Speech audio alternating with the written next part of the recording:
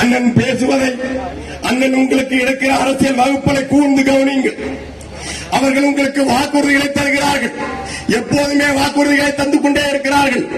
அந்த வாக்குறுதிகள் முறையாக நிறைவேற்றப்பட்டிருந்தால் முதல் தேர்தலில் தொடங்கிய வாக்குறுதிகள் இன்னமும் வாக்குறுதிகளாகவே இருக்கின்றன. என் அன்பு மக்களே, ஏண்டா போன முறை சொன்ன வாக்குறுதி நிறைவேறியிருந்தா நாடு நல்லா இருந்திருக்குமே, எங்க வாழ்க்கை நல்லா இருந்திருக்குமே ஏன் கேட்க மாட்டேங்கிறீங்க?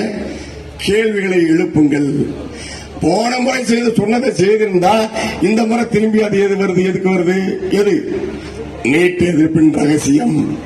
நீட் எதிர்ப்பின் ரகசியத்தை நாங்க சொல்ல மாட்டோம் சொன்னானே, இவன் செய்திருந்தால் நம்முடைய அருமை பிள்ளைகள் ஏன் அத்தனை பேர் தற்கொலை செய்து கொண்டு சாகிறார்கள்?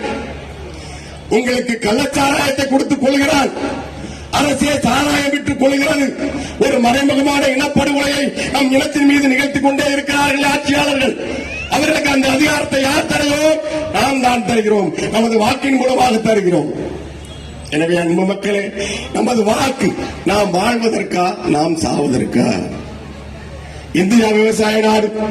தமிழ்நாடு எங்கும் எல்லா பகுதிகளிலும் வளமான மண், எல்லா பெயர்களும் வளரக்கூடிய செழிப்பான நிலம் நம்முடைய நிலம். இன்றைக்கு அந்த நிலம் எப்படி இருக்கிறது? முற்றிலும் நஞ்சா, முற்றிலும் ஒரு மயான பூமியாக.